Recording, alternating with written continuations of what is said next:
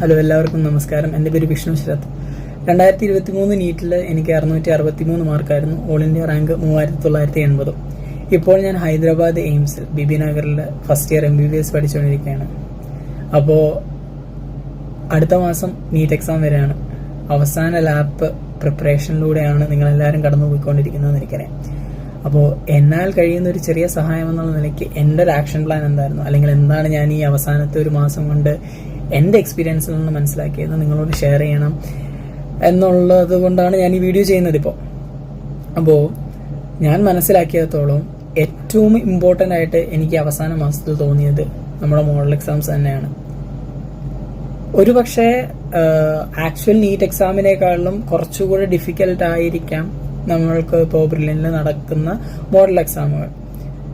അത് തീർച്ചയായും 100% നമ്മളെ ഹെൽപ്ഫുള്ളായിട്ട് അല്ലെങ്കിൽ നമുക്ക് പോസിറ്റീവായിട്ട് ഇൻഫ്ലുവൻസ് ചെയ്യുകയുള്ളൂ. അത് ഉറപ്പായിട്ടുള്ള കാര്യം. കാരണം നമുക്ക് ഈ മോഡൽ എക്സാമുകളിൽ കിട്ടുന്ന മാർക്കുകളെക്കാൾ കൂടുതലും നീറ്റിന് കിട്ടാറാണ് സാധ്യത, പതിവ്. എനിക്കും അങ്ങനെ തന്നെയായിരുന്നു. എന്നെ സംബന്ധിച്ചിടത്തോളം ഇപ്പോൾ കോൺസിസ്റ്റന്റ് ആയിട്ട് 650 എബോവ് ഒന്നും മാർക്ക് മേടിച്ചുകൊണ്ടിരുന്ന വ്യക്തിയല്ല ഞാൻ. ചില സമയത്ത് 650 എബോവ് 670 എബോവ് കിട്ടിയിട്ടുണ്ട്. അതുപോലെ തന്നെ ചില സമയത്ത് 500 ബിലോയും പോയിട്ടുണ്ട്. പക്ഷേ എന്നോട് ചോദിക്കുകയാണെങ്കിൽ ഏറ്റവും ഇമ്പോർട്ടൻ്റ് ആയ കാര്യം ഈ എക്സാംസുകളിൽ ഈ മോഡൽ എക്സാംസിൽ നമ്മൾ ചെയ്യുന്ന തെറ്റുകൾ മനസ്സിലാക്കുകയും അത് തിരുത്തുകയും ചെയ്യുന്നതിലാണ്.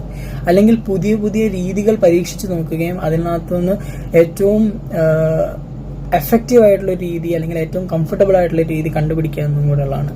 ഇപ്പോൾ എന്നെ സംബന്ധിച്ചിടത്തോളം ഞാൻ ക്വസ്റ്റ്യൻ ചെയ്യുന്ന pattern first biology, then chemistry, then physics എന്നായിരുന്നു. പക്ഷേ ഒരുപക്ഷെ നിങ്ങൾക്ക് അതായിരിക്കണമെന്നില്ല. അപ്പോൾ നിങ്ങൾക്ക് ആദ്യമേ ഫിസിക്സ് ആയിരിക്കും ചെയ്യാൻ എളുപ്പം.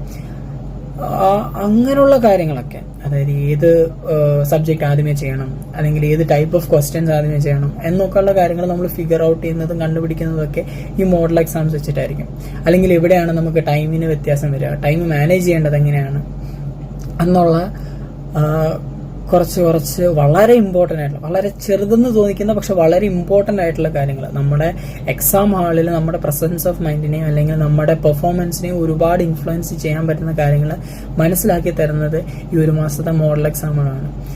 ഇതിനുപരി ഒരു പക്ഷേ കുറേയധികം പുതിയ കോൺസെപ്റ്റ്സ് ഈ ക്വസ്റ്റ്യൻ പേപ്പറിൽ നിന്നൊക്കെ നമുക്ക് കിട്ടും. നമ്മൾ തെറ്റിക്കുന്ന ക്വസ്റ്റ്യൻസ്, നമ്മൾ ശരിയാക്കുന്ന ക്വസ്റ്റ്യൻസിനേക്കാൾ കൂടുതൽ അറിവ് പകർന്നു തരുന്നത് നമ്മൾ തെറ്റിക്കുന്ന ക്വസ്റ്റ്യൻസ് ആണ്.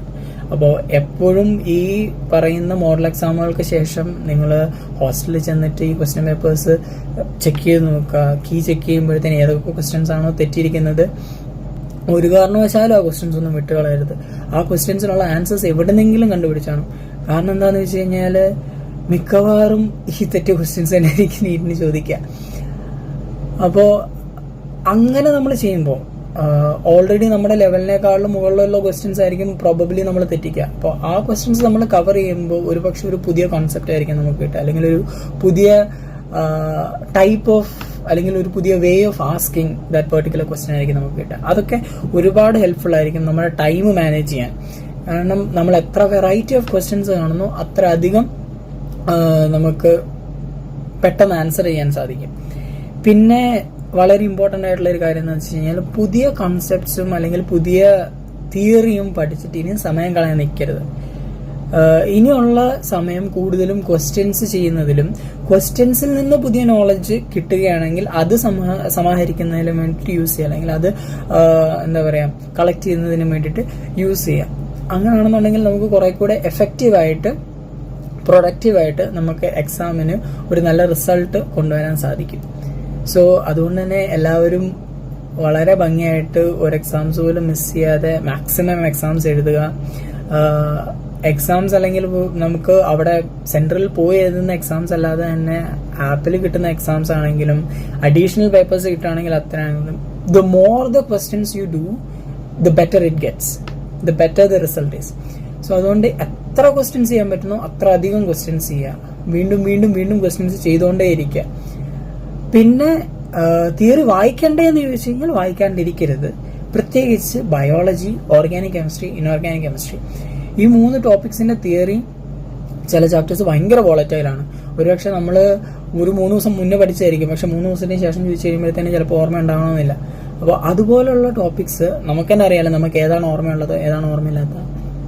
അതുപോലത്തെ തിയറി ടോപ്പിക്സ് റിവിസിറ്റ് ചെയ്യുക, റിവൈസ് ചെയ്യുക. അതുപോലെ തന്നെ ഇക്വേഷൻസ്, നമ്മുടെ ഫിസിക്കൽ കെമിസ്ട്രിയിലും ഫിസിക്സിലും ഉള്ള എല്ലാ ഇക്വേഷൻസും വൺസ് ഇൻ എ വൈൽ നിങ്ങൾ തുറന്നു നോക്കുക. ആ ഇക്വേഷൻസ് നമ്മുടെ മൈൻഡിൽ എപ്പോഴും ഉണ്ടായിരിക്കണം, like tip of the tongue ഉണ്ടായിരിക്കണം. ഒരു ക്വസ്റ്റ്യൻ കണ്ടു കഴിയുമ്പോഴത്തേന് ആ ക്വസ്റ്റ്യൻ്റെ ഏത് ഇക്വേഷനാണ് ഇടുന്നതെന്നുള്ളത് പ്രാക്ടീസിൽ നിന്ന് വരും. പക്ഷെ ആ ഇക്വേഷൻ ഇടണമെന്നുണ്ടെങ്കിൽ എപ്പോഴും ആ ഇക്വേഷൻ മെമ്മറിയിൽ ഉണ്ടായിരിക്കണം, ബാക്ക് ഓഫ് മൈൻഡ് ഉണ്ടായിരിക്കണം. അപ്പോൾ ആ ഇക്വേഷൻസും നമ്മൾ എപ്പോഴും നോക്കിക്കൊണ്ടിരിക്കുക.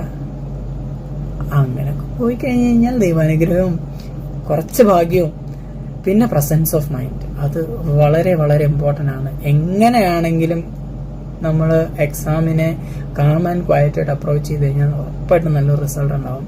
അപ്പോൾ എല്ലാവർക്കും എൻ്റെ വക ഓൾ ദ ബെസ്റ്റ്. അടിപൊളിയാക്കുക. നിങ്ങൾ കുറേ പേരൊക്കെ ഇവിടേക്ക് വരണമെന്ന് ഞാൻ ആഗ്രഹിക്കുന്നു. അപ്പോൾ once again all the best. By.